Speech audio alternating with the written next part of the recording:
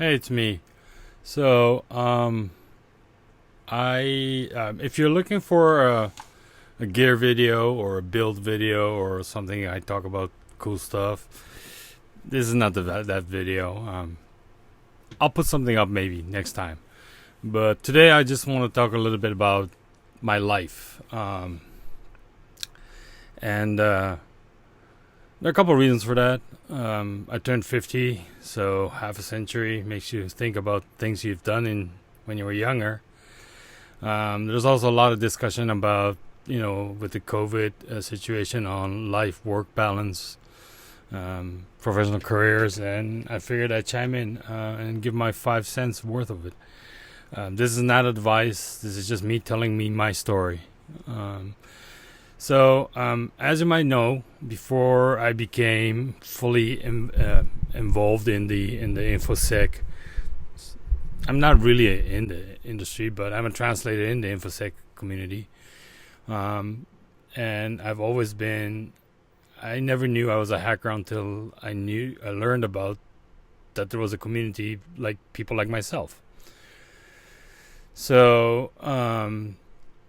But before that, I spent about 2 decades in the digital ad agency world. I started out my tech job, at a software vendor, and then eventually I moved into the digital ad agency world. And I spent a good 2 decades or so, doing that kind of job in my 30s and my 40s. And about a decade ago, I decided to leave that industry and go solo.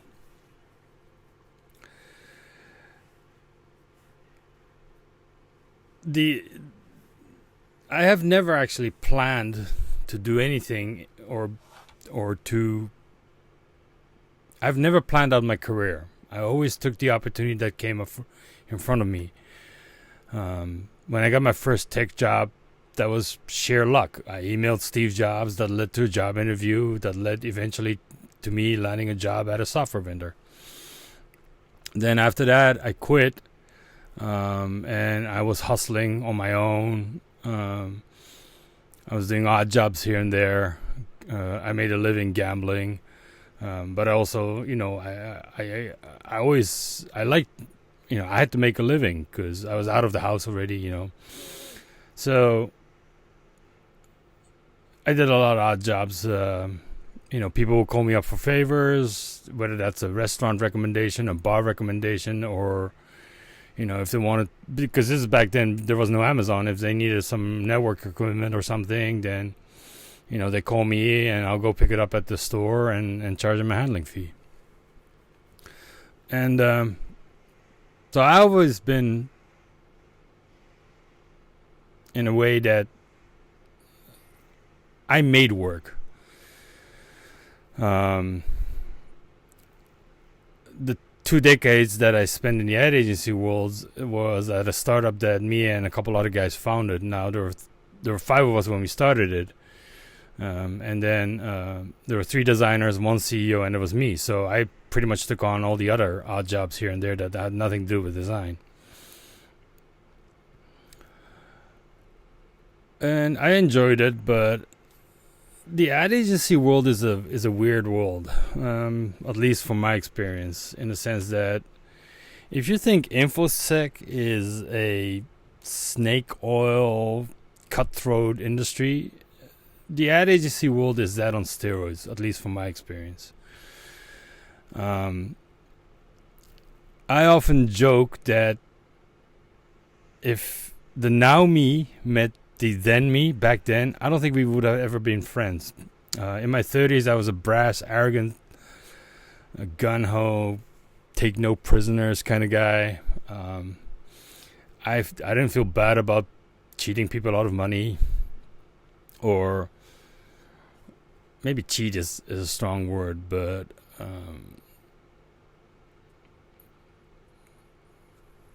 I think I was more driven by my own ambition than trying to service the people that were hiring us. I thought the world was going to be mine.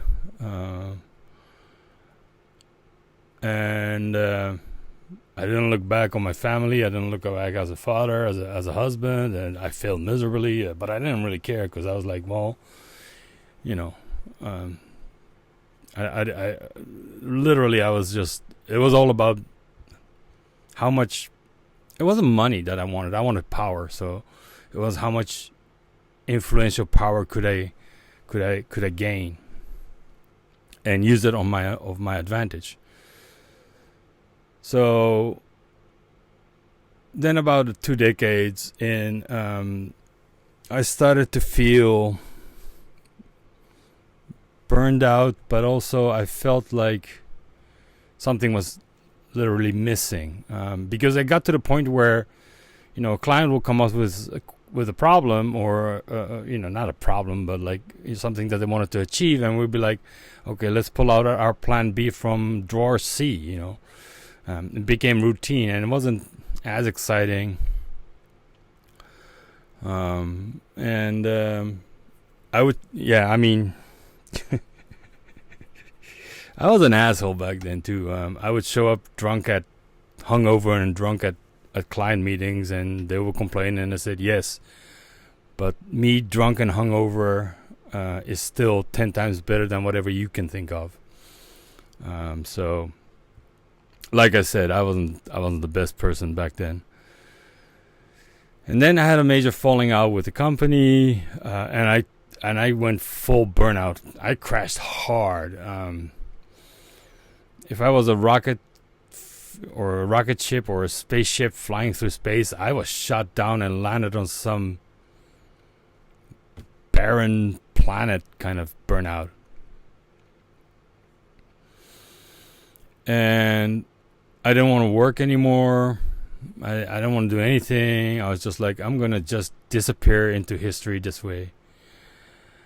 And I talked to my family about it, and I had a bunch of miles that I acquired over the job. And I said, look, I'm just going to take a week off and go to San Francisco to see my friends. They had an apartment. They said, hey, if you're not doing anything, why don't you come over? Maybe it might be fun. And I spent a week in San Francisco, and that kind of rejuvenated me a little bit. But still, part of me is like, I do not want to go back into this industry. So I did odd jobs here and there. I did some app development stuff, some network management, network admin kind of stuff here and there, translation work here and there. And then a friend of mine contacted me, and she had a client who was trying to start up a vulnerability or threat intelligence reporting kind of business. And they needed somebody to do editorial work on the translator work. They already had set up a process by which it will be translated. They just needed somebody to go over it to make sure that the information presented was accurate. And so I said, sure. And so the way I spent a good year doing that. And this job was interesting in the sense that I would get the report that goes out the next day by 4 o'clock in the morning. And then I would have to review it and send it back to my client by 9 o'clock that morning. And that report would go out to the clients at 11. And I enjoyed that work. I really did. It was fun. It was odd hours, but I really enjoyed it. And then that led into helping them develop the business a little bit more, working with their partners and stuff. So that's how my official translator kind of job started, and that's about a decade ago.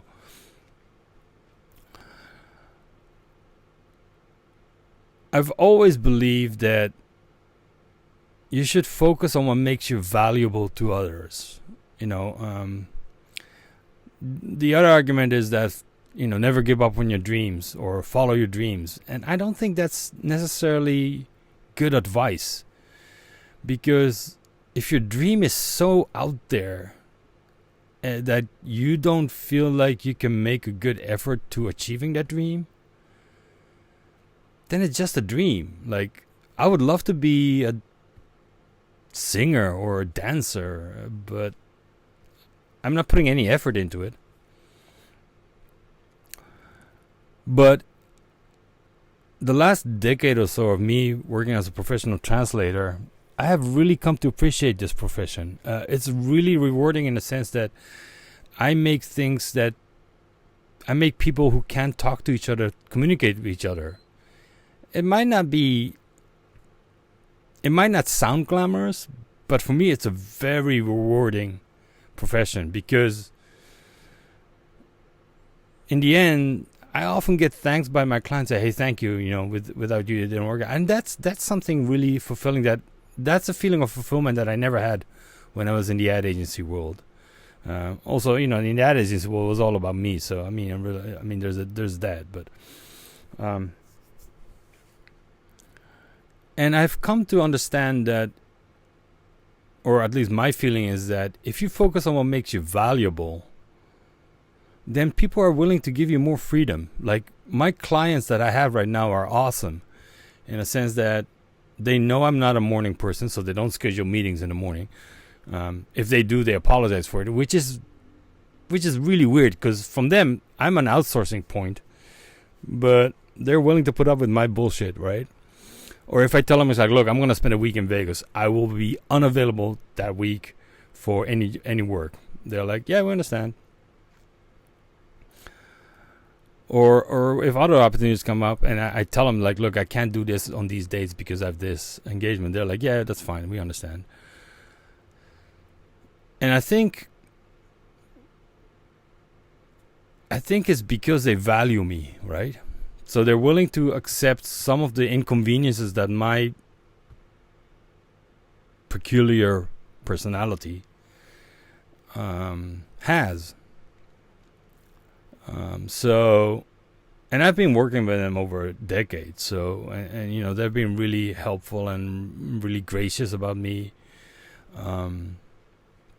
with me and how and the way I work. So I think, and it took me a long time to realize that, right? That if you at least for me, by focusing on what makes me valuable, which is my language skills for them, they appreciate and give me more freedom, and I get more reward out of it. Now, the 2 decades in the ad agency worlds are not wasted now. Because I lived that 2 decades there, I understand what client needs are, because that's basically what I spent doing for 2 decades, right? How can I make them feel like they paid good money for their needs being filled? I also understand business processes very well, and which makes me a unique translator in the tech industry. You have the technical guys, but you have very few who understand the business guys, and you have the business guys who understand very few about the technical stuff. So all of this comes like full circle, right? The hacking technology stuff that I do actually helps me being a better translator, which makes me more valuable to my clients, which then they give me more freedom to pursue these avenues, right? So the flips, the other argument that I often feel is like, when people ask me about, well, how did you get in? It's like, look, I never planned any of this. I took the opportunity that came in front of me, and I did it full steam ahead. There are jobs I've turned down,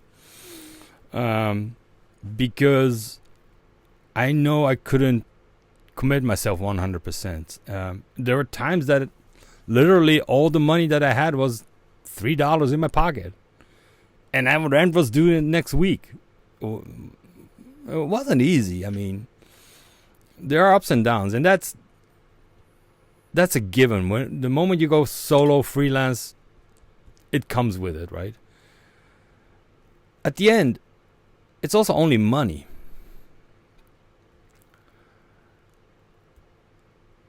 It's not worth dying over it. There's a saying that, at least in Japan, if you have $1 million debt, the bank will let you live. But if you have $100,000 debt or $10,000 debt, they come after you. And I literally had to go to the tax office and said, "Look, I would love to pay my taxes, but I really only have 300 yen in my bank account. Here's my bank statement." And they're like, "Well, is there anything you can do?" I said, "Look, you can have this 300 yen." And they're like, "Okay, well, at least you showed a commitment to pay." It took me a good 7-8 years to pay off all my back taxes that I acquired after I went solo for the first 2 years, because the thing is, like, if you go solo the first year or so, it's easy because you get the momentum of your previous job. It's the second and third year that becomes real hard, because that's where it becomes about you. And being me, I had a rough patch around my second and third year going solo. But there's often this discussion as, do you need passion, and do you need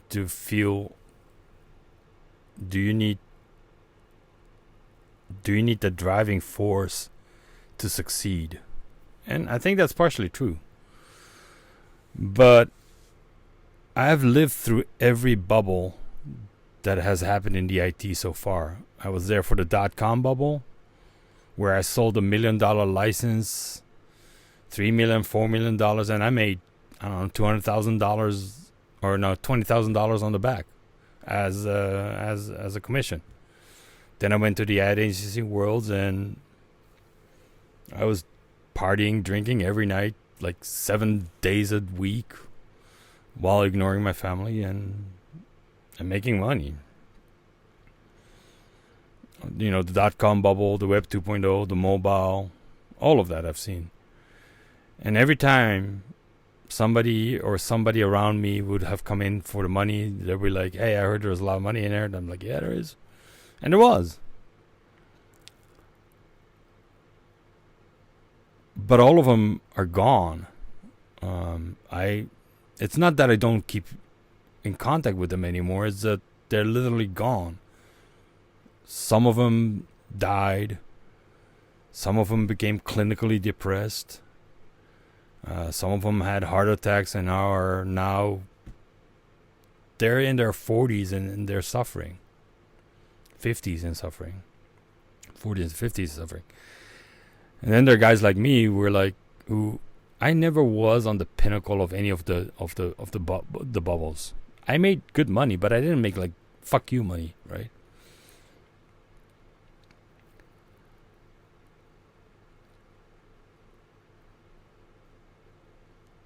But the grinders that went through all these bubbles, the .com, the mobile, the Web 2.0, the whole, every single one of them, the grinders who were there because they enjoyed being there, or that's the only thing that they could do, or they felt like they wanted to do, which is clearly my case. It's like, look, if it wasn't for a computer keyboard, I don't think I would have become a translator. All of us grinders, we're still here. We bump into each other left and right, and it's like, wait, I thought you were already retired. And they're like, well, that's so thought you would do. And I'm like, so do you need passion? Maybe. Do you need something else than monetary incentive to survive? Definitely. Do you have to survive? Not really. I know guys who jump ship from industry to industry. But for me, at least, I like being valuable to others. There are bad days, like especially if I go into a tense negotiation where both sides are already fighting and they call me in to sort it out. It's hard because I get yelled from both sides, and you do feel a little bit like a personal attack. But then there are great days, where they're like, when you go in and unclusterfuck a clusterfuck situation, and they're like super happy that you came in and helped them out.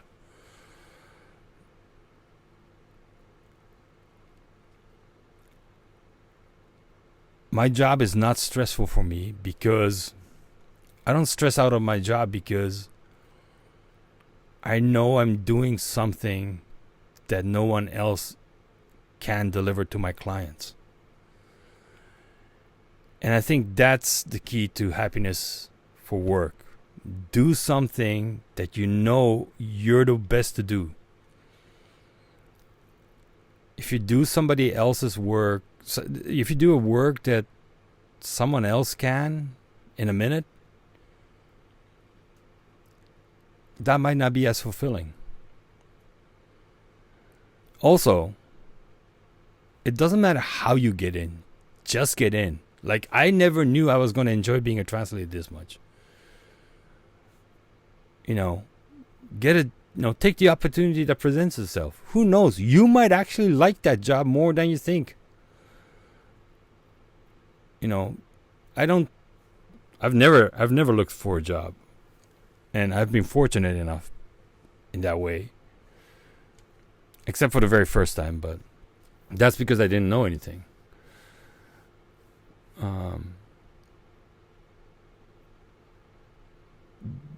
I find it often that you really don't know what you really want to do when it comes to work, because it has to do with the people around you, or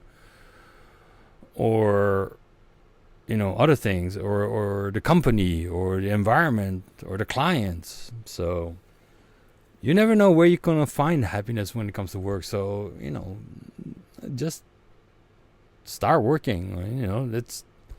That's the key to a lot of things, right? Everybody says, well, I have a dream, or I want to do this, I want to do that, but only few very start, and even fewer finish. So that's a little bit of my, maybe not advice, but that's my story.